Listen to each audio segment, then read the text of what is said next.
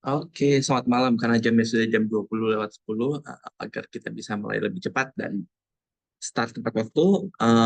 Pertama-tama selamat datang untuk teman-teman.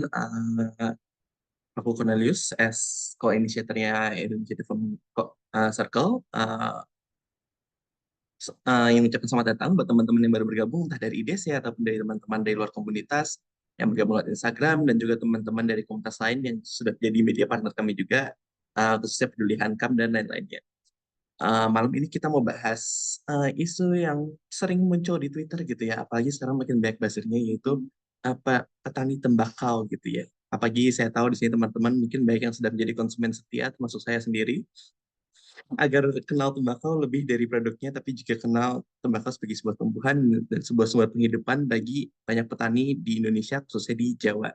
Nah, kita hari ini adalah sebenarnya Kak atau Mbak Tari yang akan presentasikan hasil karya PKM-nya, yaitu mengenai penghidupan petani tembakau di Temanggung. Yaitu selain dari sisi pertaniannya, tapi juga dari sisi baca-baca dari jurnalnya agak ada folklore dikit, tapi ada juga politiknya dikit gitu ya. Jadi harapannya di sisi yang menarik. Dan mungkin juga aku memperkenalkan host kita malam ini, Mas Fadel, apakah sudah join?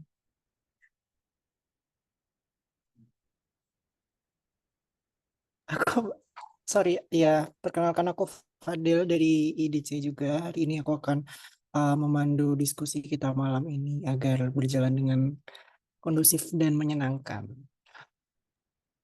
Oke, Oke, kalau begitu mungkin dari aku segitu aja intronya sedikit. Bisa langsung ke Fadel aja. Thank you. ya, oke. Jadi, terima kasih udah atas waktunya ya. Jadi mungkin malam ini kita akan membahas penelitian dari narasumber kita yaitu Tari itu yang dia akan membahas uh, apa ya, makna kesejahteraan gitu, bahwa eh, karena mungkin diskusi mengenai kesejahteraan ini kan cenderung terpusat ya, dan itu selalu didefinisikan dengan indikator-indikator yang jangan-jangan sebenarnya tuh nggak applicable gitu di daerah gitu. Nah, di sini kita akan membahas gitu ya, sebenarnya makna kesejahteraan tuh apa sih dari pelakunya sendiri gitu, dari petani tembakau yang ada di Temanggung yang diteliti oleh Tari gitu. Nah, mungkin bisa dimulai aja untuk Kak Tari. Oke, sebelumnya selamat malam teman-teman semua. Terima kasih udah datang juga, dan juga terima kasih atas kesempatannya juga ya buat ngobrol-ngobrol. Sebenarnya kita ngobrol-ngobrol santai aja ya teman-teman. Maksudnya kayak nanti kalau misalnya teman-teman mau interupsi di tengah aku presentnya, bebas aja dan senyamannya aja ngobrol-ngobrolnya, dan nggak perlu sungkan sama aku. Maksudnya misalnya nanti kalau ada pertanyaan kita diskusi aja ya, satu sama lain gitu, saling melengkapi gitu aja sih. Jadi nggak perlu sungkan-sungkan gitu sama aku gitu. Jadi kali ini kita mau ngobrol sebenarnya singkatnya, risetku ini 2 tahun lalu. Jadi di sini aku juga sambil nge-recall ulang dan sambil mengingat gitu ya apa yang sudah aku lakukan 2 tahun lalu. Jadi em, sekarang ini aku coba sederhanakan ya, sambil aku nanti diskusi juga sama teman-teman. Nah, sebenarnya judulnya cukup ini juga ya, agak sebenarnya berat juga enggak, cuman kayak simpelnya sih kita nanti akan bahas mengenai petani ya, terutama petani tembakau, intinya gitu sih, dan kesejahteraannya gitu. Nah, mungkin untuk judulnya ini terkait paradoks kesejahteraan yang dibalik selembar.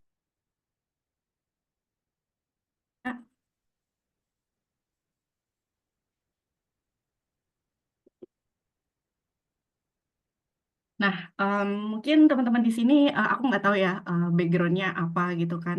Mungkin ada ketertarikan nih mengenai tembakau gitu. Nah, kalau yang diingat ya dari tembakau itu apa sih biasanya, teman-teman boleh untuk komen atau mau open open mic juga boleh. Eh, Biasanya kalau dia diingat dari tembakau itu apa sih gitu. Nah, mungkin kalau tadi sempat disinggung juga di awal sama CPM ya, kalau salah satu konsumen ininya juga dari tembakau, mungkin juga nggak jauh-jauh ya nanti, em, palingan yang diingat dari teman-teman juga sama gitu. Oke, kita next. Oke, ya ini adalah jawabannya. Palingan sebagian besar teman-teman pasti salah satu konsumen dari ini ya, rokok ya salah satunya, dan ini banyak sekali jenisnya, dan pasti teman-teman salah satunya juga atau mungkin pernah ya mencoba salah satu rokok ini. Tapi kali ini aku nggak mau bahas rokok terlalu dalam, cuman biar teman-teman sedikit apa ya, merefleksikan sedikit gitu dari yang sebelumnya pengguna rokok gitu, tapi di luar dari itu ada apa sih di dalam rokok itu sendiri gitu kan ya. Oke, kita next.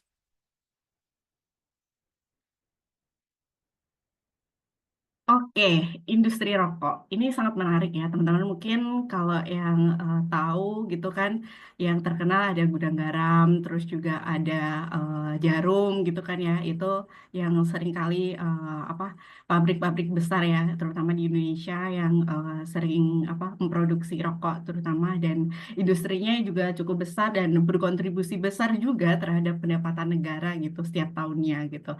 Nah, kok bisa sih berkontribusi terhadap pendapatan suatu negara itu dapat dari mana? Salah satunya dari cukainya gitu kan ya. Yang teman-teman beli mungkin satu, aku nggak tahu ya, satu ini rokok itu harganya berapa ya? Mungkin sekitar 20-an, 30-an atau lebih mahal ya. Ya mungkin salah satunya itu nanti akan dipotong masuk ke cukai ya, dan jadi ini apa salah satu penyumbang 30-an ya. Oh, 15-40 tuh lumayan ya. Kayaknya juga tiap tahun apa harga rokok semakin sini semakin mahal, dan eh, banyak ininya ya, potongan terutama yang disumbangkan untuk negara gitu. Nah, salah satunya kalau rokok gelap, iya benar. Nah, dari apa sumbangan terbesar itu ya, terutama ke negara. Jadi kita next. Nah, menurut data Kementerian Keuangan ya pada tahun 2016 itu cukai hasil tembakau itu ternyata dari rokok itu menyumbang pendapatan nasional sebesar 138,69 triliun sebenarnya, atau 96,65% dari cukai nasional. Nah, jumlah ini tuh terus naik ya setiap tahunnya hingga mencapai next. Oke, jumlah ini terus menaik dari tahun 2016 sampai 2022, dan hingga mencapai 198 triliun gitu pada tahun 2022, dan ini cukup nominalnya sangat fantastis sekali untuk apa rokok itu sendiri gitu, dari uang yang kalian beli gitu loh untuk rokok, dan ternyata kalau em, di total cukainya bisa mencapai triliunan gitu kan ya. Nah, oke, kita next Kak. Nah, akan tetapi meskipun berkontribusi besar ya terhadap perekonomian nasional, tapi tidak dapat dipungkiri bahwasanya ada yang nanam tembakau nih, salah satunya ada petani gitu. Nah, seringkali petani sebagai produsen itu, sebagai produsen bahan baku rokok ya, tidak mendapatkan dampak yang signifikan atau yang sebanding dengan kontribusinya gitu. Mereka udah seringkali apa em, memberikan apa ya modal yang besar, terus juga mengeluarkan modal yang besar untuk apa membeli bibit, terus juga merawat dan sebagainya gitu. Tapi dari cukai yang sebesar tadi 198 triliun, ternyata yang dihasilkan atau yang didapatkan dari petani itu nggak sebanding gitu dari apa yang mereka setelah apa ya usahakan selama ini gitu. Nah, oke, kita lanjut. Nah, kalau dilihat sendiri, apa penghasil tembakau ya terbesar di Jawa Tengah salah satunya yaitu di Temanggung ini dijuluki kota tembakau. Udah ada tuh kalau teman-teman berkunjung di alun-alunnya gitu kan, ada tulisan kota tembakau. Sampai ada branding kayak gitu kan, karena Temanggung ini memang produsen tembakau yang paling besar dan di Jawa Tengah, dan tapi yang kita tahu sendiri bahwasanya petani itu tidak jauh berbeda dengan daerah hasil apa tembakau lainnya gitu. Jadi sebenarnya petani Temanggung, petani tembakau-tembakau yang lain itu sebenarnya sama aja gitu. Tapi menariknya di sini adalah sebagai kota penghasil tembakau terbesar di Temanggung, tapi keadaan petaninya masih sama aja gitu. Nah, oke, kita lanjut. Di sini juga petani seringkali apa nah, kalau untuk ini sedikit gambaran ini ya mengenai Kota Temanggung itu sendiri, luas daerahnya sampai 870 km persegi. Terus dataran tingginya terdapat dua gunung ya di sini, yang tadi di lokasinya Gunung Sindoro dan Sumbing. Dan demografinya kurang lebih ada 708,546 jiwa, dan mayoritas petaninya sebagai petani tembakau, dan penghasil tembakau terbaik tentunya yaitu tembakau serintil. Kalau teman-teman nggak tahu tembakau serintil itu apa, itu yang grade yang paling tinggi. Kalau sederhananya sih nikotinnya yang paling tinggi ya, itu ada tembakau serintil, dan harganya juga yang mahal juga gitu. Oke, kita next. Nah, ironinya petani di sini itu seringkali merugi ya saat cuaca buruk, tidak memiliki daya tawar, terus juga karena harga juga ditentukan oleh pabrikan gitu, serta mungkin salah satunya adalah jeratan hutang dengan tengkulak gitu, yang sangat umum ya dalam bisnis apapun itu, entah itu apa mungkin pertanian atau perkebunan yang lain, dan salah satunya juga tembakau. Di sini juga seringkali ada jeratan hutang ataupun monopoli sedikit gitulah bagi apa petaninya gitu. Nah, tapi petani di sini tuh masih menanam tembakau gitu meskipun, oke kita next. Terdapat alternatif lain sebenarnya sebenarnya ya yang bisa ditanam oleh petani tembakau gitu selain menanam tembakau itu sendiri. Salah satunya ada cabai, bawang merah dan juga jagung gitu. Yang dimana rantai distribusinya ini tidak serumit tembakau sebenarnya, dan sistem harganya tuh lebih terbuka gitu. Oke, kita lanjut. Nah, di di petani tembakau Temanggung itu mereka seringkali ada folklore-folklornya dikit nih, atau mungkin mitos-mitos ya yang terjadi di sana. Salah satunya juga menyebutkan bahwa tembakau itu emas hijau gitu, saking apa ya menghasilkan yang mungkin hasilnya yang cukup fantastis gitu kan. Di sini juga tembakau disebut sebagai tanaman parawali gitu. Terus juga ada pulung tembakau atau keberuntungan dari tembakau itu. Jadi seolah-olah ini tembakau apa ya, memiliki nilai, selain memiliki nilai harga yang tinggi, value yang tinggi, tapi bagi mereka sendiri tuh tembakau sudah melekat gitu, dan ada mitos-mitos yang apa secara nggak langsung sudah terbentuk ya di dalam masyarakat gitu. Oke, kita lanjut. Nah, waktu itu aku sama tim ya risetku ini, jadi mungkin sedikit mengenalkan timku juga. Kita terdiri dari 4 orang, yang satu dari teman sejarahku namanya Abdillah, kedua ada Devina itu dari ekonomi, dan ketiga itu ada Ana dari PSDK. Nah, kita memberikan mencoba untuk merumuskan masalah ya. Eh, Terdapat faktor sosial budaya apa sih yang mempengaruhi perilaku ekonomi serta persepsi kesejahteraan petani tembakau ya, Temanggung. Jadi digunakan untuk memperoleh analisis pemahaman komprehensif guna mungkin kelanjutannya sebagai pengembangan kebijakan ya, terutama dalam pembangunan sosial yang sesuai gitu. Jadi apa kita mencoba untuk melihat bahwasanya pertanian tembakau itu nggak hanya sebatas pertanian, tetapi di dalam pertanian tersebut terdapat faktor sosial budaya yang ternyata lebih kompleks gitu. Nah, itu adalah kita berangkatnya dari permasalahan tersebut, dan kita mencoba untuk menelisik lebih dalam nih, ada apa sih faktor sosial budaya yang terjadi gitu. Oke, kita lanjut. Nah, pertanyaan riset kita ada 3. Yang pertama itu karena erat kaitannya dengan faktor sosial budaya dan juga folklore, mitos gitu yang daerah pertambangan di Temanggung gitu. Dan untuk mengetahui bagaimana pendapatannya, kita juga perlu menanyakan bagaimana pendapatan petani tembakau Temanggung itu terhadap persepsinya gitu. Ketika petani mendapatkan hasil yang mungkin seadanya itu, bagaimana mereka tuh mempersepsikan atas pendapatannya tersebut. Dan yang ketiga adalah bagaimana sih standar kesejahteraan mereka, apakah itu sama dengan kita atau sama dengan kesejahteraan yang lain. Nah, ketiga hal ini mencoba kita jawab ya satu-satu, dan mencoba untuk mencari tahu seperti apa sih antara kesejahteraannya dan juga pendapatannya, dan bagaimana secara historinya ya mengenai tembakau itu sendiri. Oke, kita lanjut.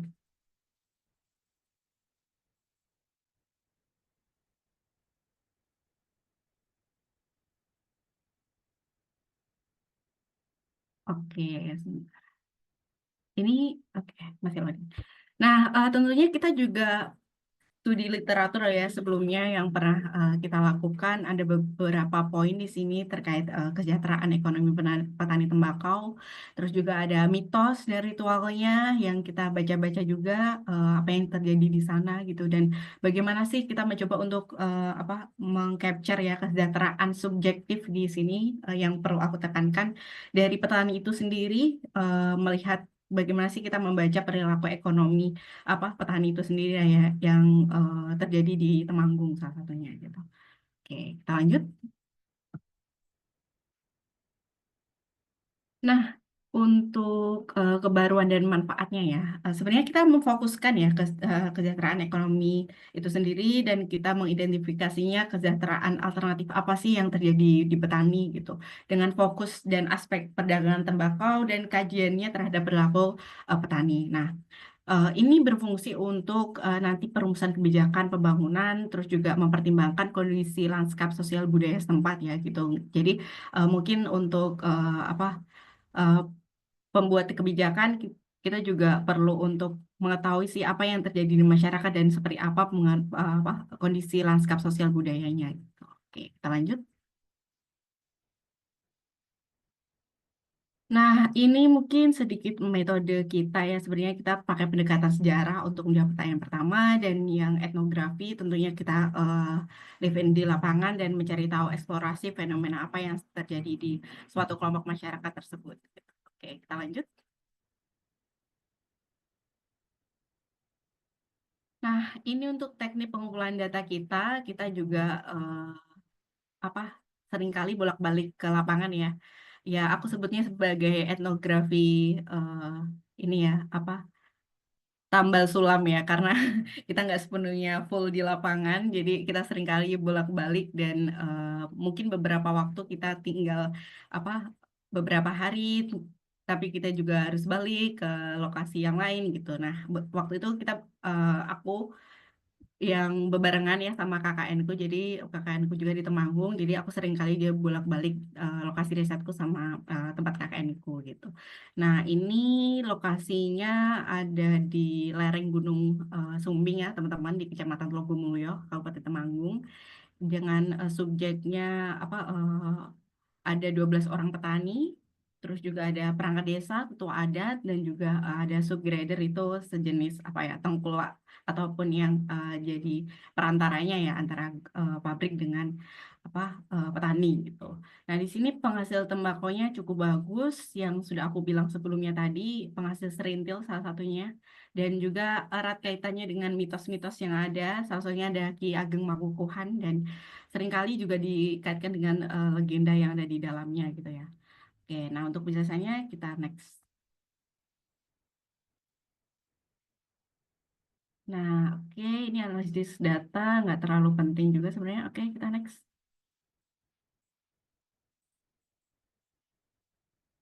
Oke, nah menuju ke hasil risetnya.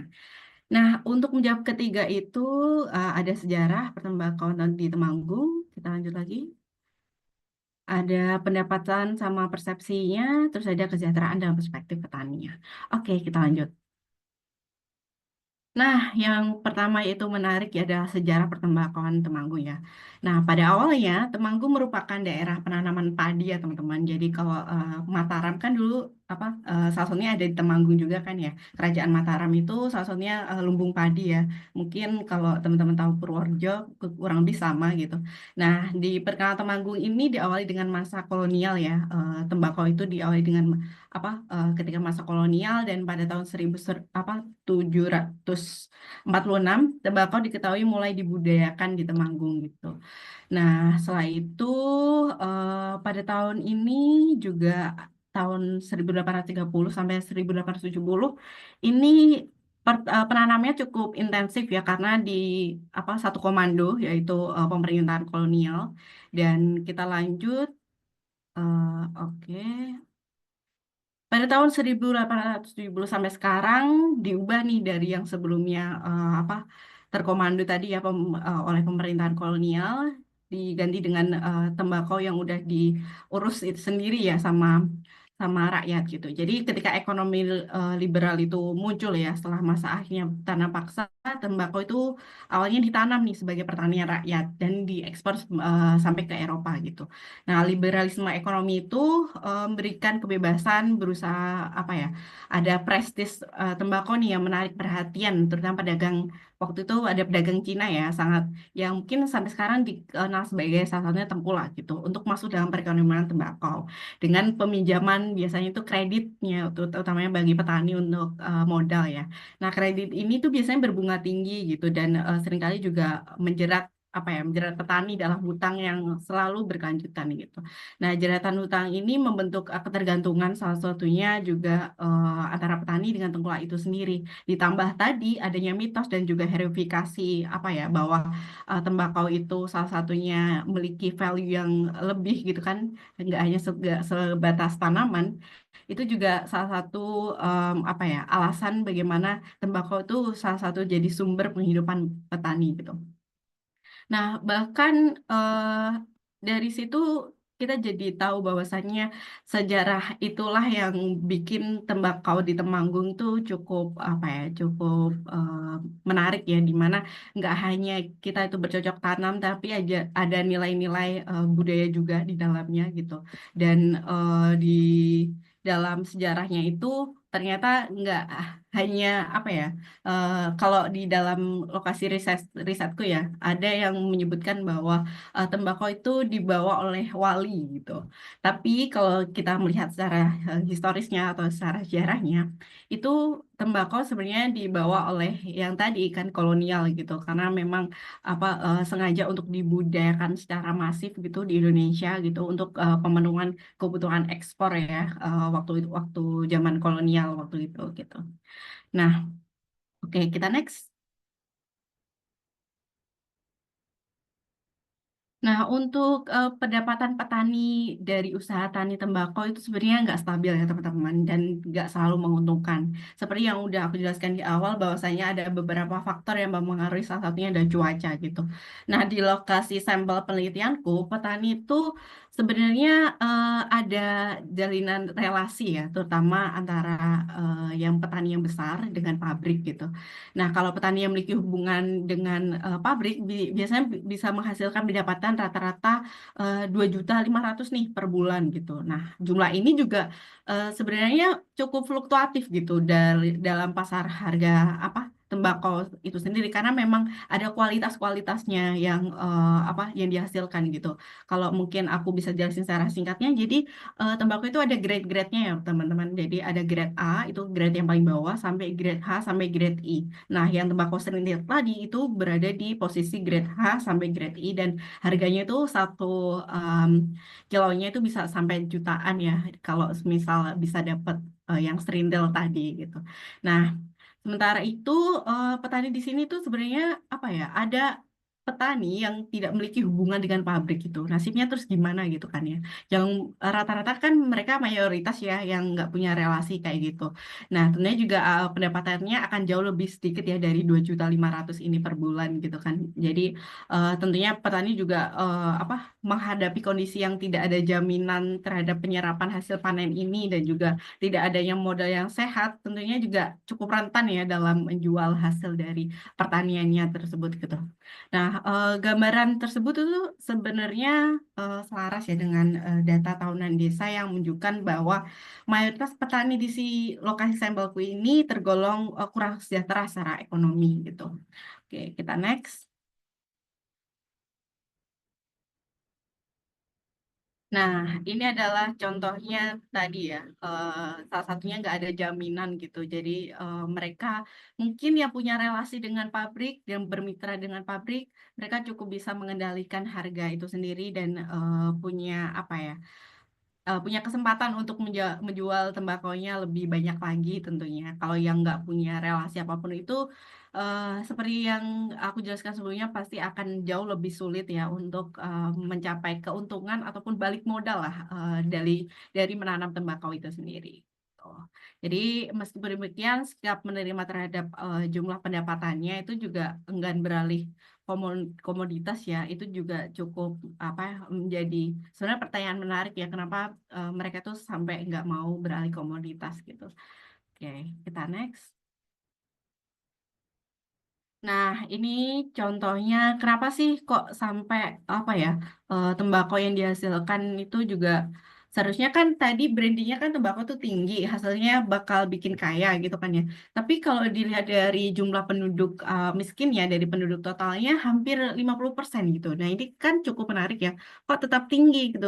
Sebenarnya yang jadi kaya ini siapa gitu kan ya. Nah, itu juga apa salah satu hal yang apa menarik juga ya menurut aku karena memang seharusnya kan penduduknya kayak semua nih di desa ini gitu tapi masih ada ya ternyata beberapa penduduk yang mungkin kurang dari apa hitungan perekonomiannya mungkin kurang begitu cukup ya untuk apa sukses terutama dalam menanam tembakau gitu. Oke, kita next.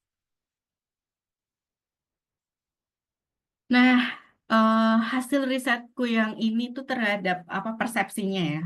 Masyarakat itu mereka itu cenderung pasrah ya teman-teman. Kalau ketika aku tanya, semisal tahun ini rugi gimana gitu. Tapi dari mereka sendiri selalu optimis bahwasanya eh, saya yakin bahwasanya tembakau nanti akan menguntungkan gitu. Ketika saya sudah apa mengusahakan tahun ini, saya berharap bahwasanya tembakau ini akan mendapatkan hasil yang maksimal gitu.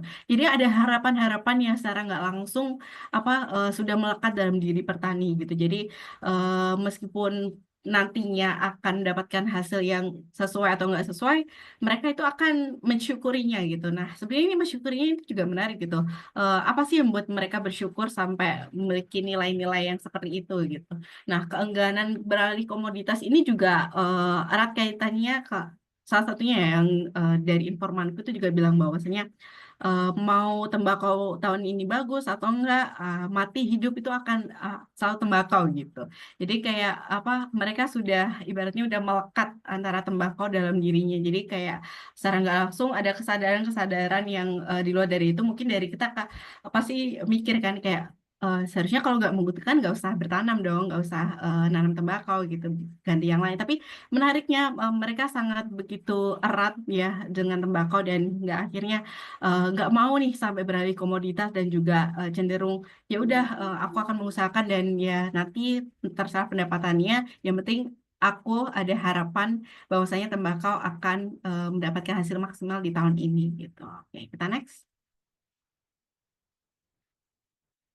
Nah, terkait persepsi kesejahteraan, aku minjem dari Ediner, yaitu kesejahteraan subjektif ya, yang diartikan sebagai keadaan diri ya yang baik ya, itu sebagai akibat dari kepuasan atas suatu hal yang berkaitan dalam hidup. Jadi menurut petani itu tembakau dipercaya merupakan tanaman yang ajaib ya, yang tadi di awal tadi tanaman wali dan mengandung keberuntungan gitu.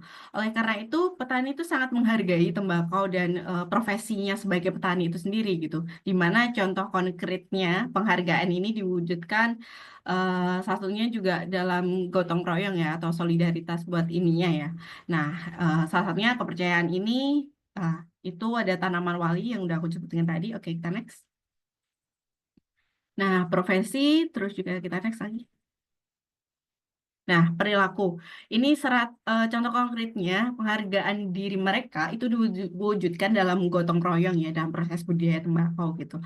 Jadi mereka itu saling bergotong royong satu sama lain, saling bantu gitu. Semisal aku lagi panen nih, ada tetanggaku yang nolongin gitu. Ataupun sebaliknya. Jadi kita saling mutualisme. Nah, itu hal-hal seperti itulah yang membuat mereka itu cukup erat ya, terutama dalam pertanian itu sendiri gitu. Jadi memang seringkali praktiknya juga apa ya hingga pratanam hingga pasca tanam itu sebagai bentuk mereka menyebutnya ngalah berkah gitu. Jadi seringkali ada rasa-rasa yang apa ya harapan yang muncul yang terjadi dalam diri petani itu sendiri gitu. Oke. Kita lanjut.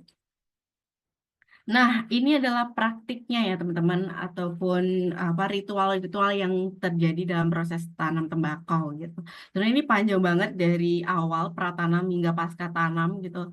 Nah, ini juga apa yang dilakukan oleh informan-informanku, dan waktu itu aku cukup kayak wow, sangat panjang sekali untuk menanam tembakau gitu kan ya. Padahal yang mungkin aku mengasumsikan kalau misal kita tanam tembakau ya udah kita tanam aja gitu kan, nggak perlu ada ritual. Ternyata bagi mereka karena erat kaitannya dengan tadi ya, secara historisnya, terus juga berkembang dengan apa budayanya juga.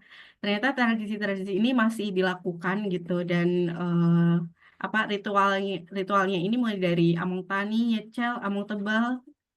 Sebentar Kak. Oke. Nah, itu miwiti, tunggu, kepungan, jenang candil. Ini sebenarnya banyak sekali definisinya. Aku juga seringkali kebolak-balik, tapi kalau secara urutannya itu dari kiri ke kanan ya. Dan juga ada ziarah ini juga apa? Makam Ki Ageng Makukuhan yang apa ya heroifikasikan tadi ya sebagai salah satu tokoh dari tembakau itu sendiri.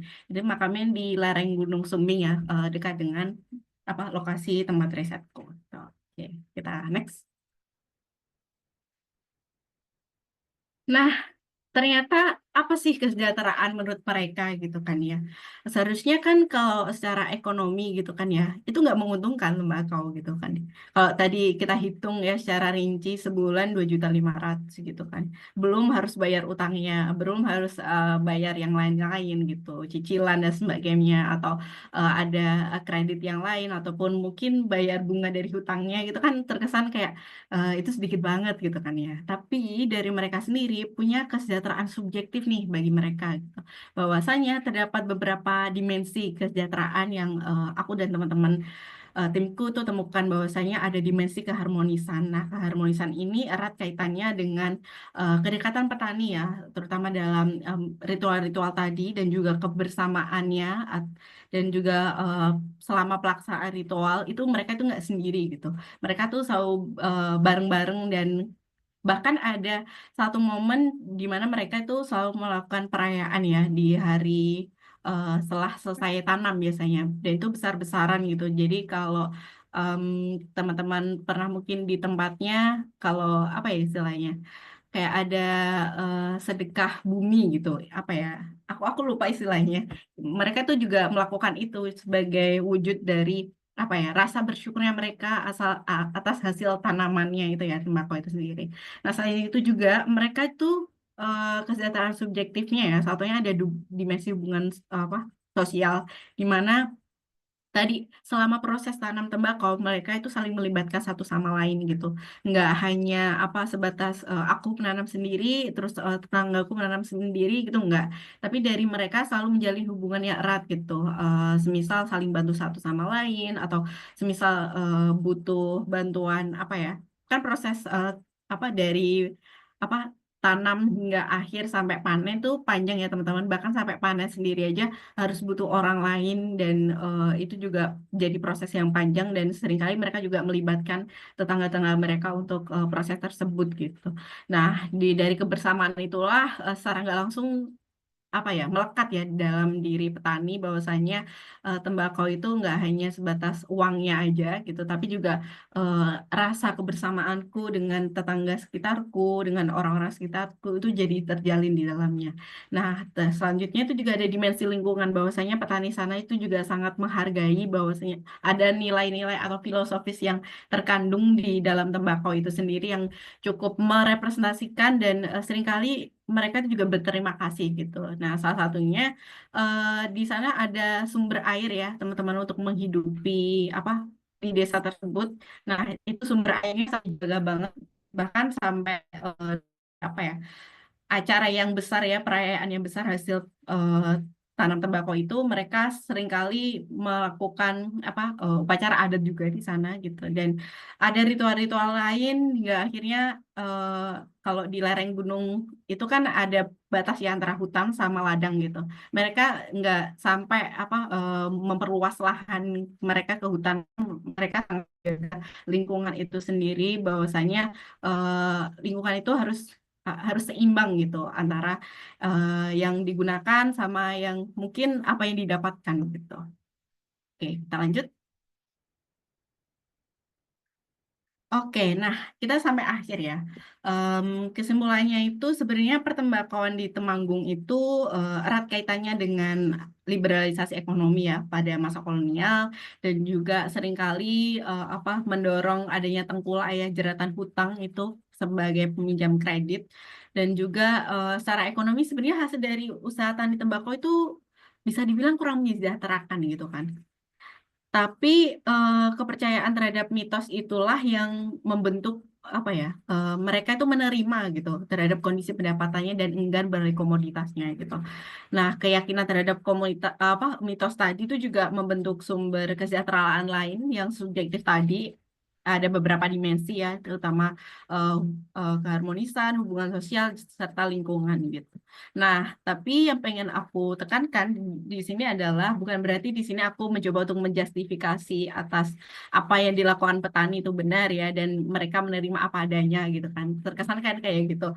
Tapi sebenarnya juga aku pengen menekankan bahwasannya penelitian ini setidaknya juga mendapatkan penjelasan bahwasannya pola perilaku petani tembakau yang di sini konteksnya subjek marginal ya dalam ekonomi tembakau ternyata memiliki ruang sosial budayanya sendiri gitu. Jadi posisi mereka berada di posisi paling bawah ya kalau secara struktur gitu, seluruh vertikal di mana industri rokok yang paling tinggi di atas dan petani itu ada posisi yang paling bawah gitu.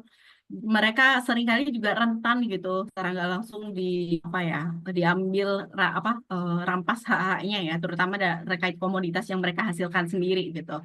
Nah, kasus ini juga sangat memprihatinkan gitu, karena tembakau itu komoditas yang perdagangannya sepenuhnya bisa dibilang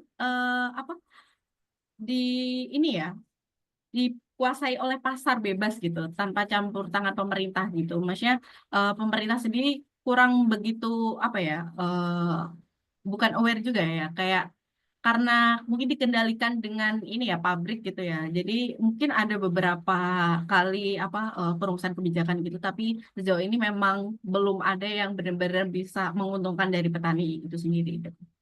Nah, kalau semisal industri sebagai salah satu pembeli hasil tani tidak berpihak kepada petani atau kehadiran aktor lain untuk memudahkan petani, maka yang punya modal sosial untuk bertahan hidup terkadang juga membahayakan petani gitu. Jadi eh, di sini juga aku menekankan bahwasanya perlu untuk adanya upaya peningkatan kesejahteraan petani tembakau nih, meskipun mereka sendiri tidak mempermasalahkan ya, mereka dapat hasil berapa. Tapi kan kalau secara itu terjadi secara terus-menerus kan juga petani sangat nggak mendapatkan benefit yang baik gitu kan dan juga nggak bisa maksimal gitu karena quote unquote di sini ada tertipu daya ya karena kesadaran kalau ini ada kesadaran palsunya gitu loh dari apa ritual-ritual ataupun rasa syukur mereka gitu. Ya kalau bisa kebijakan-kebijakan selanjutnya juga harus pro terhadap petani gitu. Nah, untuk penemuan pada aspek budaya dalam petani tembakau itu juga perlu dirumuskan nih kebijakannya mengenai tembakau gitu. Karena satu sisi juga posisi petani tembakau sudah rentan sama kondisi pasar tembakau, terus juga sumber petani bagi petani bertahan hidup itu juga cenderung tadi subjektif ya. Jadi semoga ya kebijakannya tidak serta-merta inilah nggak menguntungkan gitu kan ya. Karena memang apa eh, cukup rentan gitu untuk ke depannya. Mungkin itu sih yang bisa aku ini kan ya teman-teman. Aku feel free untuk discuss atau ngobrol-ngobrol santai aja. Aku juga belajar dari kalian semua. Oke. Makasih. Singkat itu aja dari aku kembalikan ke Kak Farel. Ya, makasih banyak Tari udah atas pemaparannya ya. Jadi eh, ini menarik dan juga mungkin ada sedikit kesamaan dengan diskusi kita yang sebelumnya bahwa folklore itu seringkali perlu dipertanyakan gitu asalnya. Hmm. Apakah dia tuh sebenarnya otentik gitu kan? Atau dia tuh sebenarnya cuma alat untuk mereproduksi pola yang dia tuh sifatnya opresif gitu kan. Seperti salah satu contohnya ya mungkin kalau dari aku sendiri uh, Tadi aku baca ada yang namanya pulung. Hmm. Mungkin buat teman-teman yang belum tahu, jadi pulung itu adalah kalau di Jawa bentuknya tuh kayak bola api yang jatuh dari langit gitu, dan biasanya itu adalah untung-untungan gitu. Oh, jadi kayak misalkan contohnya di Gunung Kidul ada pulung gantung. Nah, itu orang yang rumahnya kejatuhan pulung gantung nanti akan bunuh diri gitu misalkan. Atau kalau dalam kasusnya di petani tembakau ini mungkin lahan yang kejatuhan pulung kali ya. Lahan yang kejatuhan pulung akan menghasilkan tembakau serintil gitu. Jadi akhirnya itu banyak sekali aspek yang apa ya, kabur dan bisa direkayasa gitu loh, karena dengan konsep pulung ini tuh jadi kayak kesannya hanya bergantung pada keberuntungan saja, padahal mungkin bisa juga ada alasan politis gitu. Kebun mana sih yang berhak memproduksi serintil gitu misalkan, atau kebunnya siapa, atau siapa yang punya means untuk memproduksi serintil gitu sih. Kalau itu dari aku yang menarik. Mungkin dari teman-teman ada yang mau berpendapat atau memulai diskusi, sepertinya di kolom chat udah ada ya. Jadi dari Kak Welly bertanya, this reminds me of circle of abuse. Iya. Nah, dan Karina Yasmin, apakah ada petani di Temanggung yang menyadari kalau kehidupan pekerjaan tembakau ini adalah vicious cycle? Coba mungkin dari Tari ada nggak penjelasannya gitu? Atau Iya. mereka sangat menginternalize? Oh, Iya, iya, iya, saya menarik, ada menarik. tanggapan dikit. Sebenarnya Oh ya, Oh ya, boleh. boleh Kak. kekhawatiran sih ya sebenarnya. Ini kan ada nggak sih use of tobacco yang lain selain rekreasional? Karena kan kalau kita ngelihat tren dunia dari WHO sendiri sudah menunjukkan kalau ada penurunan penggunaan tobacco dari 2000 sampai 2022 itu dari 1:5. Dari 1:3 user ke 1:5. Berarti it's huge decline. Nah, kalau kita tidak ada fungsi lain yang kita bisa jual secara rekreasional yang memang sudah by health memang tidak direcommended, dan kalau kita lihat tren anak orang zaman sekarang itu lebih health conscious, ada kemungkinan ya nanti produksi tembakau itu sudah tidak diminati oleh masyarakat. Mungkin nggak sekarang, mungkin 10 tahun lagi, mungkin 20, mungkin 30 tahun lagi, atau kapan kita nggak tahu. Dan itu kan ketika itu terjadi kan mereka punya penghasilan ya nggak ada gitu loh. Meskipun mau disupport dengan narasi zaman dulu dan yang lain, kalau tidak ada yang mau beli nggak bisa. Nah ini satu. Nah ini tadi yang saya bilang, ini is remind me of the circle of abuse. Circle of abuse itu relationship biasanya sama pasangan. Kok kita sering dengar cerita ada cewek udah di-abuse berkali-kali, yang kemarin lagi sampai ketabrak dan lain, kenapa nggak mau kabur. Kadang masyarakat suka ngatain itu bodoh. Sebenarnya tidak bodoh. Mereka itu adalah korban manipulasi. Ya kan? Nah, cara predator memanipulasi korbannya adalah dengan cara menanamkan di kepala mereka kalau value mereka cuma segitu. Dan cuma dia, orang tersebut atau organisasi tersebut yang mau terima dia punya value. Dan ditanamkan mereka tidak akan bisa melakukan hal yang lain kecuali itu. That's your value, that's your value. You cannot do anything and you must accept that. Nah, ini pun juga orang biasa bilang knowledge is power. Ada power yang lebih besar dari knowledge. Itu narasi. Narasi itu kita bisa naikin seseorang dari bawah, dari lumpur bisa naik ke atas, atau kita bisa mengikat orang tetap berada di lumpur, nggak kemana-mana.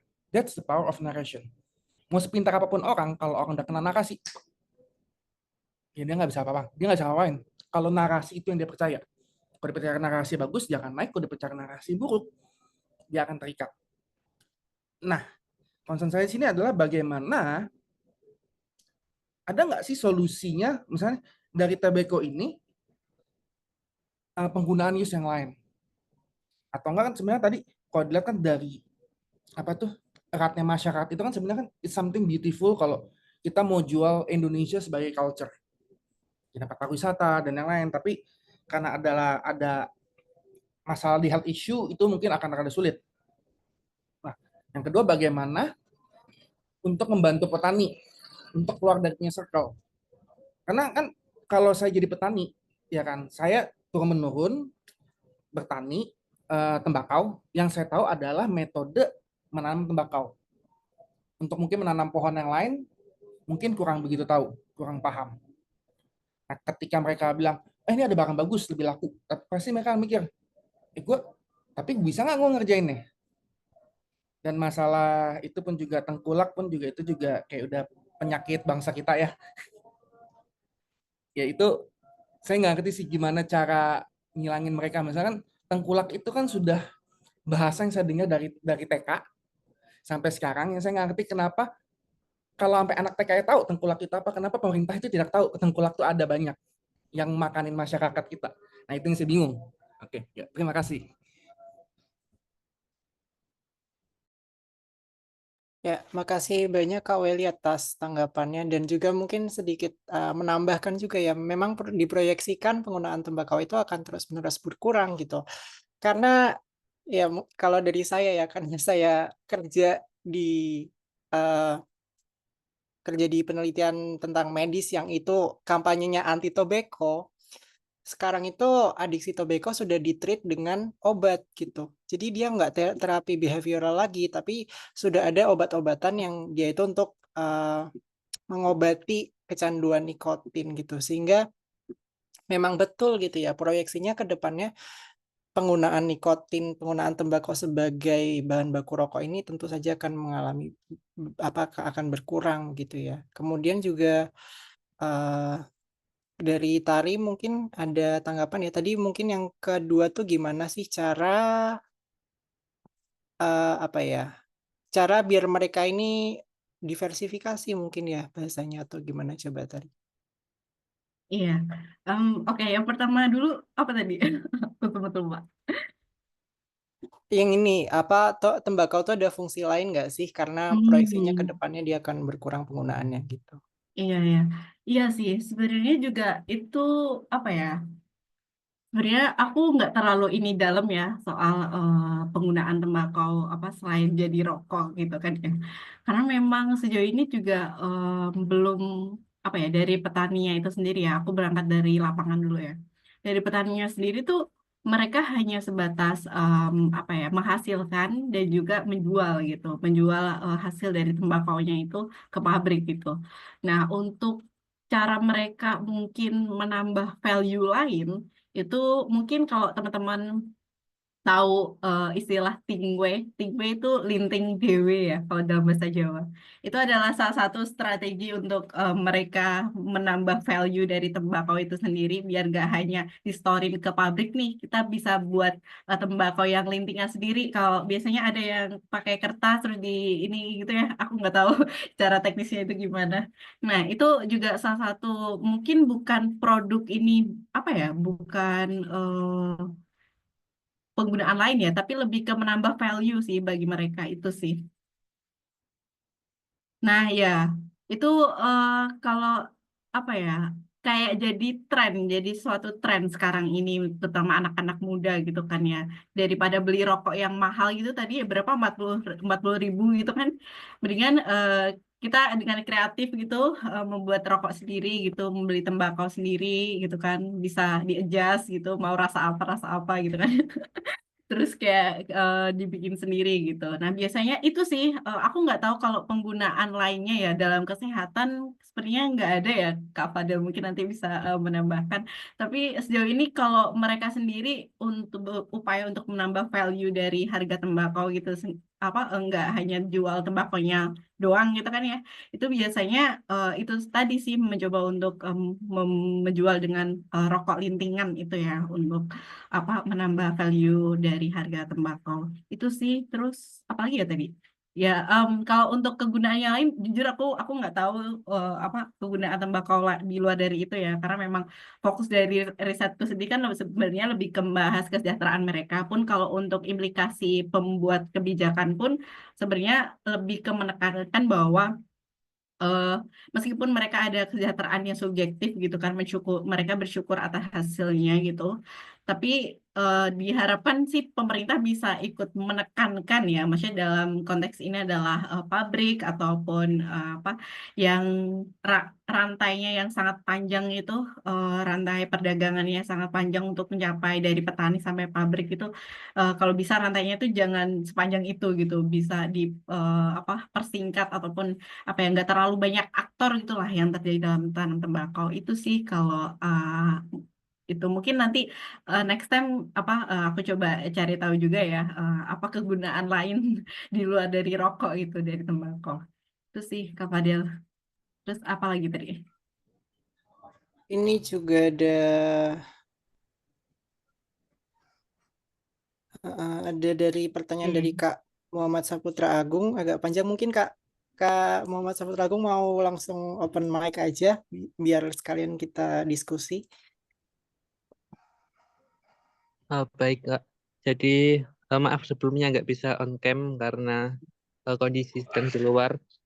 Izin bertanya, kemarin kan saya juga riset tentang tembakau. Nah, dari riset saya itu timbul pertanyaan yang belum terjawab gitu sama petani tembakau terkait sama sih terkait dengan kesejahteraan itu. Mereka kayak mempertahankan tembakau itu selalu ditanam, selalu dikonservasi walaupun tidak selalu memberikan keuntungan. Biasanya kan memberikan dampak apa ya, kerugian karena modal tidak setimpal dengan hasil. Nah, tetapi para petani itu tetap apa ya, berusaha untuk menanam tembakau, tapi kenapa tidak ada usaha dari petani itu kayak melakukan diversifikasi dari tanaman hasil tembakau kalau misalnya mereka itu mau tetap tembakau. Karena kalau hanya disetor dalam bentuk rajangan ke pabrik itu kan em, seperti yang kasus-kasus yang terjadi itu kan tidak selalu memberikan keuntungan. Kenapa mereka tidak melakukan diversifikasi dalam bentuk lain gitu? Tetapi koridornya masih dalam pertembakauan gitu. Itu alasannya kenapa. Mungkin saja itu nanti bisa memberikan peluang baru bagi mereka gitu. Iya, iya, iya. Oke, aku langsung jawab gitu aja Kak Fadil. Oke. Iya, iya sebenarnya tuh mereka secara nggak langsung diversifikasi kok sebenarnya. Jadi nggak selama setahun itu menanam tembakau itu nggak. Satu waktu mereka itu membagi beberapa periode dalam setahun itu sendiri ya, dalam masa tanam. Masa tanam itu dibagi-bagi gitu. Aku juga sambil mengingat-ingat ini masa tanamnya kapan gitu kan. Kalau nggak salah itu dalam setahun itu ada dua kali masa tanam. Biasanya itu di musim kemarau. Soalnya kalau tembakau di musim penghujan itu nggak cocok dan nggak apa ya, nggak menguntungkan gitu. Karena memang butuh sinar matahari yang cukup panjang, jadi dipastikan tuh di musim kemarau gitu. Nah, kalau nggak musim kemarau nanam apa gitu? Sebelum nanam tembakau nanam apa gitu kan? Mereka tuh juga sebenarnya nanam bawang putih. Karena apa ya, kondisi ini ya, tanah mereka ya sebenarnya tuh tanahnya tuh cukup kering sih menurutku. Meskipun pegunungan ya, pegunungannya itu jangan dilihat sebagai pegunungan yang kayak di Dieng gitu, yang dingin, banyak sayurnya gitu, enggak. Kalau di Tembakau sendiri, mungkin di gambar slideshow-ku ini kan banyak nih batu-batunya itu ya. Batu-batu tanahnya itu bukan tanah yang gembur buat tanaman sayur, tapi tanaman yang sifatnya apa ya, kering gitu ya, salah satunya tembakau gitu. Nah, mereka itu juga diversifikasi tanamannya, seringkali pakai bawang putih untuk nanamnya, bawang putih, cabai gitu. Tapi mereka sendiri masih saja sih, meskipun ada diversifikasi kayak gitu, tidak apa ya, menanamnya itu nggak secara langsung masif gitu loh.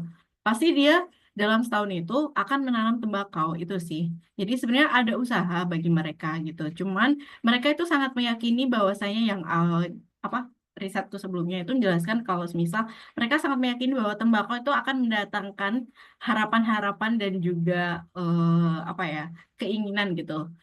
Kata petaniku waktu itu yang aku tanya kayak gini, kenapa sih kok masih nanam tembakau gitu? Karena dia itu ada apa ya, harapannya tuh contohnya kayak gini. Saya akan menyekolahkan anak saya ketika nanti hasil dari panennya gitu. Saya akan menikahkan anak saya ketika ketika udah dapat hasil panennya gitu. Jadi kayak ada apa ya, harapan-harapan itu yang bikin mereka itu semakin kuat untuk menanam tembakau karena memang di dulu tembakau itu sangat menguntungkan banget karena ada, kalau teman-teman tahu ya, berita yang menjelaskan bahwa ada satu desa yang naik haji semua, di itu salah satunya juga penghasil tembakau gitu. Nah itu ada gitu, tapi itu dulu gitu. Nah sekarang ini mengalami apa ya, pergeseran ya, di mana tembakau udah tidak lagi menguntungkan, nggak seperti dulu lagi gitu. Itu sebenarnya juga banyak faktor banget yang mempengaruhi kenapa harga tembakau bisa sebeda itu antara dulu sampai sekarang. Bahkan dulu aja kalau petani apa panen gitu kan ya, bisa beli apa barang-barang mewah, terus bisa beli motor seperti itu ada gitu. Itu tapi itu dulu gitu. Tapi sekarang ini kan ada perubahan dan juga sebenarnya itu juga menarik ya, kok bisa ya bisa berubah itu apa yang menjadi faktor-faktornya, itu juga sebenarnya juga menjadi pertanyaan penelitian yang next selanjutnya gitu. Nah, itu sih sebenarnya mereka sendiri sudah apa, sudah ada kesadaran untuk diversifikasi gitu, di mana beberapa masa tanam diselingin dengan tanaman lain gitu, tapi memang bukan jadi komoditas utamanya, dan mereka masih saja stay dengan tembakau. Dan ya seperti yang udah aku jelaskan sebelumnya gitu sih, kira-kira menjawab nggak ya? BTW, makasih ya udah bantu jawab bahwasanya ada ini ya, tembakau bisa dipakai untuk pengobatan tradisional, bisa dipakai obat luka. Oke, aku baru tahu. Menarik. Itu. Mungkin Kak ada yang ingin dikonfirmasi ulang atau ditanyakan ulang, atau yang mau melengkapi? Kebetulan saya mau Ya mungkin nanya lagi. siapa ini? Saya Welly. Oh ya, Ini silakan saya Kak. penasaran dengan pengobatan tradisional untuk tembakau. Itu ada apa aja pengobatannya dan apakah sudah ada jurnalnya serta pembandingnya? Misalkan kalau contoh kayak akupunktur itu kan salah satunya digadang bisa sebagai buat membantu painkiller, mengganti painkiller setelah operasi. Nah, itu dia biasanya tuh ada tabel pembandingnya waktu di penelitiannya. Nah, kalau ini tembakau ini obat luka itu pembandingannya dengan apa? Maksudnya tuh obat luka itu seberapa efektifnya kah atau apa? Ada nggak yang bisa kita jual? Dan selain obat luka itu apa aja yang bisa jadi obat tradisional dari tembakau? Ya, Oke. mungkin dari Kak Muhammad Saputra bisa jelasin Kak. Baik, izin menanggapi ya terkait dengan riset-riset yang telah dilakukan itu kebanyakan kalau di Indonesia sendiri itu masih kurang terkait dengan riset terkait dengan pemanfaatan tembakau sebagai obat. Tetapi kalau di luar negeri, kalau seperti di Eropa, kemudian di Afrika, di Amerika itu sudah cukup banyak terkait dengan riset terkait tembakau sebagai obat. Selain itu juga kalau di Temanggung sendiri aslinya masyarakat dulunya, kalau dari hasil riset yang saya temukan itu mereka menyebutkan bahwa tembakau ini memang sebagai obat karena kata tembakau itu diserap dari kata iki tomboku.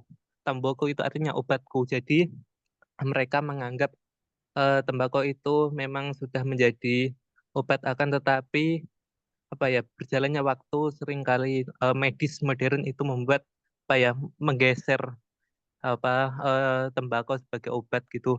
Terus terkait dengan eh, kegunaan tembakau sebagai obat itu memang setiap daerah mungkin saja berbeda, tapi tidak semua masyarakat itu full mengetahui secara penuh gitu.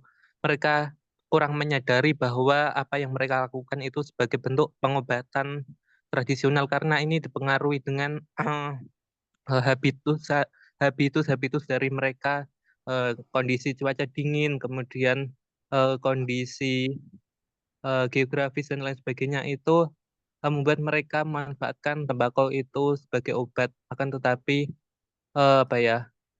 kesadaran akan hal tersebut itu masih belum sepenuhnya ada pada mereka gitu. Terus dari hasil produknya sendiri itu mereka menggunakan, kalau dari hasil riset yang saya temukan itu mereka menggunakan sebagai obat untuk luka. Jadi getahnya itu getah yang ada di tangkai daun itu diteteskan di luka, kemudian ada juga digunakan, mereka menyatakan, karena saya belum mencoba ya, jadi mereka menyatakan kalau tembakau dibakar untuk merokok itu malah membuat mereka menjadi sehat, membuat paru-paru mereka menjadi sehat. Hal ini juga kita tidak bisa mengakui secara universal karena mereka sendiri menyatakan kalau misal untuk obat mereka juga harus melakukan aktivitas yang tinggi sebagai petani.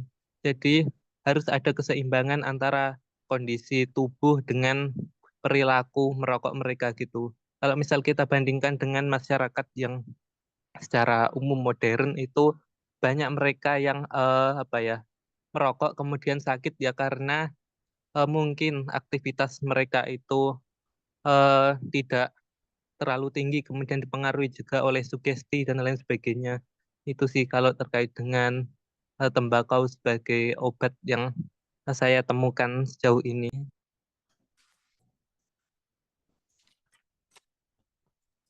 Terima kasih Kak atas jawabannya. Jadi sebenarnya kalau dari diskusi kita dan paparannya Tari juga ya, sebenarnya tuh ada banyak ruang-ruang ya buat intervensi agar para petani tembakau ini bisa mencapai kesejahteraan gitu. Nah, tadi juga dari sepanjang diskusi gitu, aku tiba-tiba jadi keinget kayak salah satu contohnya atau intervensinya misalkan keju ya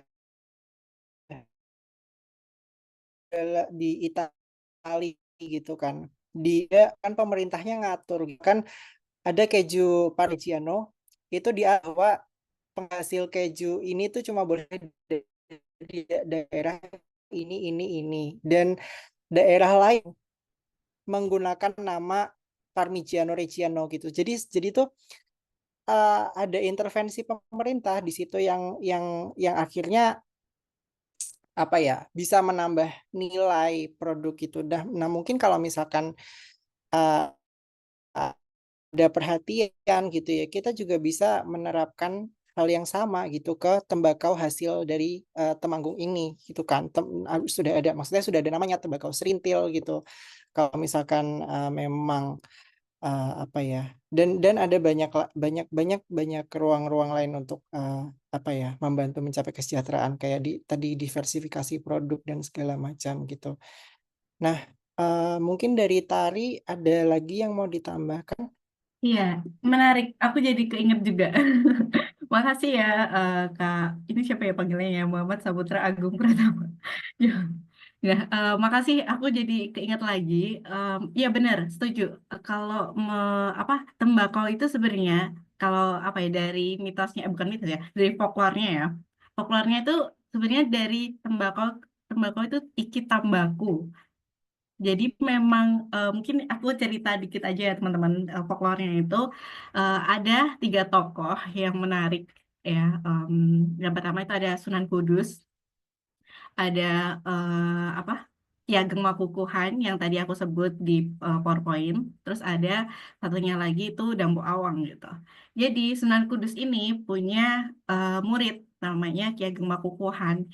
Nah, muridnya ini waktu itu apa ya lagi sakit atau apa gitu, ininya kayak gitu. Terus lah dikasihlah daun gitu kan. Ini yang ceritanya beredar dalam masyarakat ya. Aku dapetin juga dari informanku gitu. Dikasihlah daun gitu. Itu pakai daun ini gitu buat nyembuhin. Gitu. Tapi akhirnya sembuh beneran gitu. Dan itu mungkin salah satunya arti dari tembakau itu ya tadi iki tambaku. Nah, melanjutkan ya tadi karena dia dikasih daun itu terus sembuh, akhirnya disuruh untuk memproduksi sebanyak-banyaknya gitu kan. Nah, akhirnya yang Ki Ageng Makukuhan tadi yang dikirimlah ke Kedu gitu. Kedu Karsiden Kedu itu maksudnya kan Temanggung dan sekitarnya gitu kan buat menanam di sana gitu. Nah, dari sana akhirnya budidayanya kan cukup masif tuh gitu dari folklornya gitu kan ya.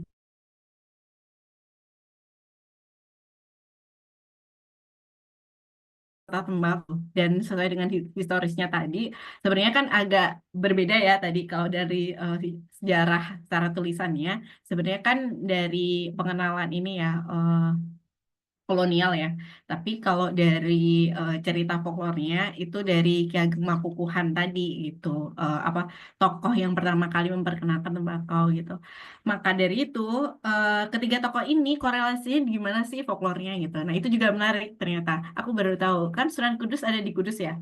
Nah, Kudus itu jadi pabriknya rokok gitu. Kalau yang Ki Ageng Makukuhan kan jadi petaninya gitu di Temanggung. Nah, satunya lagi ada Dampu Awang. Dampu Awang ini sebagai tengkulaknya yang menyebarkan apa hasil dari tembakonya itu dijual ke Kudus gitu. Jadi apa ya folklore yang berkembang itu ternyata juga kayak gitu. Aku nggak tahu kebenarannya seperti apa ya, namanya juga folklore gitu kan ya. Tapi kalau dalam secara historisnya aku tekankan bahwasanya tembakau itu dibawa oleh kolonial gitu. Itu sih tadi menarik, aku jadi keinget bahwasanya memang tembakau itu secara artinya ya itu memang sebagai obat gitu. Tapi untuk um, oke. Iya, heeh. Aku setuju dengan pendapatannya Kak Welly. Sebenarnya balik lagi ya teman-teman, kenapa sih kok petani di sana itu masih setia menanam tembakau gitu? Kalau dibandingkan yang lain ya, kayak petani-petani di Sumatera itu juga ada loh petani tembakau gitu. Tapi cuman kenapa kok nggak se ekstrim itu buat nanamnya gitu? Bahkan ada yang sudah mulai meninggalkan tembakau nih gitu. Kenapa di Temanggung ini sangat kuat banget gitu? Kalau dilihat dari secara pasarnya ya, pertama pasarnya tembakau tuh juga di Temanggung ada banyak pabriknya ya. Jadi mereka juga bakal mikir dua kali kalau misal nanam cabai katakanlah kan harus cari pasar yang lain gitu. Kalau tembakau itu di sana udah ada pabrik banyak, pabrik yang gede, pabrik yang kecil tuh ada semua gitu. Itu salah satu ya faktornya. Ada faktor dari ini pasar juga ya. Pasarnya tembakau tuh ada di sana. Terus yang kedua, kenapa sih eh, apa ya tadi ya banyak sekali ritual-ritual yang dilakukan terus juga apa petani itu percaya bahwasanya tembakau itu akan membawa berkah, akan memiliki nilai yang tinggi nanti ketika hasil panen. Ini salah satu aku minjem dari Marx yang false consciousness itu juga menarik. Jadi di mana apa yang dilakukan masyarakat selama ini itu juga yang diyakini itu sebagai bentuk kesadaran palsu. Nah, itu sebenarnya salah satu term yang menurut aku iya juga ya gitu. Jangan-jangan masyarakat selama ini, petani selama ini hanya tertipu daya gitu ini apa kita ngobrol-ngobrol santai tertipu daya atas ritual ataupun hal-hal yang tadi yang aku jelaskan ataupun risetku tadi gitu bahwasanya memang apa itu sebagai bentuk dari apa ya kapital gitu berusaha untuk melanggengkan usahanya gitu bisa jadi gitu. Dan juga beberapa apa literatur yang aku baca juga ada kayak gitu kok salah satunya yang menjelaskan bahwasanya memang apa cara kapital untuk mempertahankan usahanya adalah dengan membentuk kesadaran-kesadaran palsu dalam petani bahwasanya tembakau itu menguntungkan, tembakau itu membawa berkah, lalala gitu. Tapi itu pembahasan yang berbeda ya tentunya dari apa risetku dengan apa yang ini gitu. Tapi itu menurutku kayaknya jadi apa ya suatu hal yang ada benernya gitu kalau misalnya kita mencoba untuk ini ya apa menggali lebih dalam lagi. Itu sih kayaknya di chat menarik juga ya. Ya, Oke, Kak Fadel. banyak juga ya. Nah, mungkin aku juga mau nambahin juga ya dari apa Kak Welly gitu kan. Eh perlu diingat juga sebagai konteks itu kan Temanggung itu wilayah keraton gitu yang dia punya hubungan baik dengan pemerintah kolonial gitu. Nah, jadi di sini ada keraton yang dia tuh punya otoritas untuk membentuk mitos-mitos ini gitu loh. Jadi jangan-jangan ya itu tadi pulung dan juga ritual-ritualnya itu tuh salah satu bentuk exercise keraton terhadap Temanggung sebagai wilayah kekuasaannya gitu yang nantinya dari hasil itu tuh akan semakin menguntungkan hubungan antara pemerintah kolonial sama pemerintah keraton gitu yang notabene mereka itu apa ya bestie gitu loh. Jadi bisa aja gitu kan. Maksudnya pulung jangan-jangan pulung ini nggak ada gitu. Itu sesuatu yang narasi yang diproduksi untuk itu ya mengopresi. Kayak klite oke. Iya ya, Terus aku setuju sih itu. Benar-benar. Iya, jangan-jangan itu kesadaran palsu yang terjadi gitu. Jadi kayak diyakini gitu kan akan kebenarannya, padahal selama ini palsu gitu kan, kayak hanya sebatas oh ya udah gitu, hanya narasi-narasi yang coba dibuat untuk kapital tadi ya, melanggengkan usahanya gitu sih. Itu juga menarik. Nah, terus ini juga ada pertanyaan yang menarik nih dari Kak Najib Kliwon. Itu halo, hendak bertanya, berbasis pada pengamatan terhadap komunitas petani yang menjadi subjek riset, apakah mungkin komunitas tersebut memiliki daya tawar dalam rantai niaga tembakau, misalkan melalui koperasi petani atau serikat tani? Nah, ini juga menarik nih, karena apa ya, kadang-kadang jalan keluar dari opresinya ini kan kalau misalkan petaninya berserikat. Nah, tapi jangan-jangan enggak gitu, atau jangan-jangan malah dibuat untuk tidak berserikat. Nah, itu kalau dari Tari ada enggak? Iya, sebenarnya petani tembakau itu punya asosiasinya ya teman-teman di Temanggung. Jadi namanya tuh APTI, Asosiasi Petani Tembakau. Oh Indonesia bahkan, nggak hanya Temanggung. Maaf maaf. Itu mereka berasosiasi gitu. Bahkan di Temanggung sendiri itu seringkali menyuarakan kayak apa ya, semisal ya kayak ada pengendalian tembakau gitu kan. Pada tahun berapa ya? 2011 atau apa gitu kan. Ada pelarangan tembakau atau rokok apa gitu lah ini kayak gitu. Mereka tuh seringkali menyuarakan gitu. Kalau ada misal dilarang nih apa rokok apa cukainya naik atau misal apalah gitu. Itu mereka seringkali juga berserikat gitu. Tapi memang entah kenapa ya kalau persoalan apa ya daya tawar ya terutama terhadap apa rantai niaga yang panjang itu sendiri selain dari dalam konteks luasnya dalam konteks negara Indonesia gitu itu sebenarnya kan cukup kompleks ya. Nah, yang di dalam asosiasinya sendiri itu juga kompleks gitu. Karena banyak sekali aktor-aktor yang terdapat di dalamnya gitu. Katakanlah dalam satu asosiasi perkumpulan petani tembakau nih ya, katakan di Temanggung gitu. Di dalam itu banyak, ada yang bermitra dengan pabrik, ada yang punya apa yang jadi tengkulak, ada yang jadi subgrader gitu. Aktornya itu banyak dan punya kepentingan masing-masing gitu. Meskipun terkadang kita udah buat kebijakan nih dalam konteks nasional gitu kan ya. Tapi dalam penerapannya dalam ketika masuk daerah itu udah mereka juga di dalam apa ya organisasi itu sendiri juga berpolitik gitu loh. Dan itu juga sebenarnya menarik juga waktu aku di lapangan gitu kan ya. Mendengar jawaban-jawaban informanku yang cukup politis itu juga sangat wow, ternyata tembakau itu jadi suatu hal yang apa ya, bagi mereka pembahasan yang kamu ngapain nih cari tahu tentang tembakau, jangan mengusik kehidupanku ya gitu. Katakan apa ada narasi-narasi seperti itu yang secara nggak langsung aku dapatkan gitu. Karena memang apa meskipun mereka statusnya labelnya adalah petani, tapi perlu diingat teman-teman, satu masing-masing dari individu dari petani itu sangat berpolitis ya jawaban ataupun apa cara mereka mendefinisikan apapun itu gitu. Jadi cukup kompleks meskipun di dalamnya mereka satu apa ya satu rasa satu jiwa gitu kan ya. Tapi mereka juga punya kepentingan satu sama lain gitu. Nah itu sih menurutku perlu adanya kesadaran bersama bahwasanya memang terkadang untuk apa ya kita mencoba meng apa ya menguatkan nih petaninya gitu tapi terkadang juga susah gitu soalnya juga di dalam komunitasnya sendiri itu juga mereka saling punya kepentingan masing-masing gitu loh. Nah itu sih yang jadi itu juga jadi pertanyaanku juga ya gitu kenapa ya mereka sampai segitunya gitu. Itu sih kira-kira menjawab kayak tuh. Jadi ya cukup panjang sih untuk rantai niaga tembakau gitu. Jadi agak susah buat memutuskan ininya meskipun mereka sudah berserikat gitu sih. Oke, ada lagi mungkin? Wow, panjang sekali. Aku bingung nih Kak. Ini jawab yang mana Kak? Ternyata banyak ya.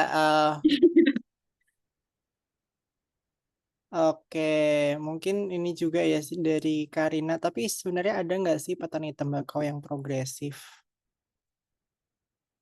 Gimana tuh dari yang berinteraksi langsung dengan para petani tembakau ini? Tadi kan ceritanya jawaban mereka cukup politis ya gitu. Tapi gimana sih?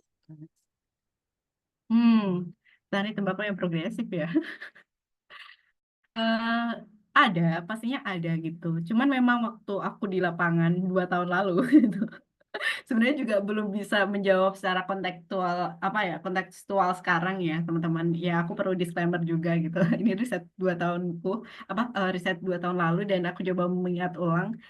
Sejauh ini sih memang menurutku mereka sendiri juga punya ada rasa ini ya. Gimana ya jawabnya? Karena waktu itu aku juga merasakan dinamika yang ini banget ya di lapangan gitu. Jadi sejauh ini kalau petani tembakau yang progresif sepertinya ada beberapa dan tapi belum sempat menjadi informan utamaku itu sih. Jadi aku sepertinya belum bisa menjawab lebih dalam, tapi ada kalau yang progresif tentunya gitu. Itu sih. Ya next time aku coba cari tahu lagi ya kalau aku kembali ke lapangan itu. Oke, terima kasih banyak Tari sudah mempresentasikan data lapangan yang sangat menarik dan juga buat teman-teman yang udah berpartisipasi dalam diskusi hari ini. Mungkin satu hal yang bisa kita pelajari dari sesi ini adalah bahwa sebenarnya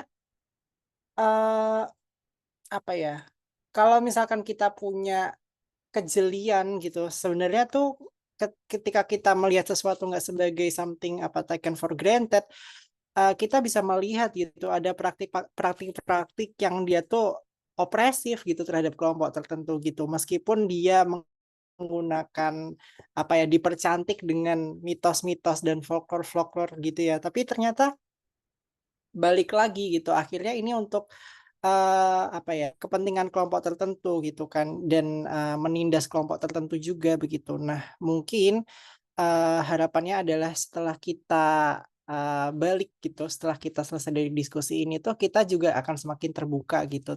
Apa sih gitu? Jangan-jangan tradisi-tradisi yang ada di sekitar kita atau praktik-praktik yang lain mungkin bukan hanya soal bukan hanya soal tradisi kebudayaan lokal, tapi juga banyak yang lain tuh. Ada nggak sih praktik-praktik yang opresif di balik ini gitu? Narasi apa sih yang mendriven polanya menjadi seperti itu tuh apa? Siapa yang ada di balik itu gitu? Jadi harapannya setelah diskusi ini kita bisa melihat fenomena-fenomena sosial di luar sana tuh dengan cara yang lebih lebih jeli gitu dan juga mungkin membantu kita untuk mungkin nggak terlibat dalam praktik yang sedemikian rupa atau tidak terlibat dalam reproduksi praktik yang seperti itu gitu. Nah, mungkin juga karena ini udah jam hampir mau 21.30 ya, dan juga mungkin teman-teman ada kegiatan lain atau ada yang mau istirahat, ada yang masih mau lanjut malam weekend, kita rampungkan diskusi kita pada hari ini. Terima kasih teman-teman buat yang udah datang. Mungkin kita ada sesi foto nggak sih biasanya kalau diskusi kayak gini tuh? Atau nggak usah? Terusnya sih ada ya, nggak tahu. Gimana? Gimana? Ada nggak? Kalau ada misalnya on cam boleh lah on cam. Oke. Yuk on cam teman-teman. Yuk on cam yuk. Yang bisa on cam. Aku melihat di sini. Tadi ada, udah nggak ada. Yaudah. Siapa yang bisa on cam? Mari kita on cam. Kita on cam yuk. Siapa tahu say hi ketemu di jalan gitu kan ya. Oke. Ini siapa yang mau screenshot? Aku aja bisa. Oke. Sekalian dia babain ya. Ini ada yang mau lagi nggak? Oke. Sepertinya aku tahu Kemal ini. Kemal on cam dong Mal. Mal on cam Mal.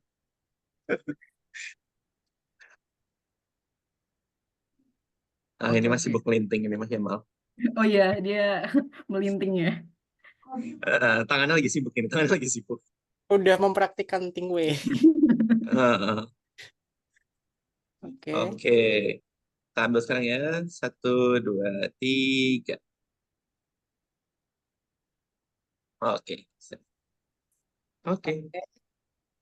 Oke, terima kasih teman-teman semuanya sudah hadir dan jangan lupa datang di diskusi berikutnya. Ya, Thank makasih you banyak ya teman-teman.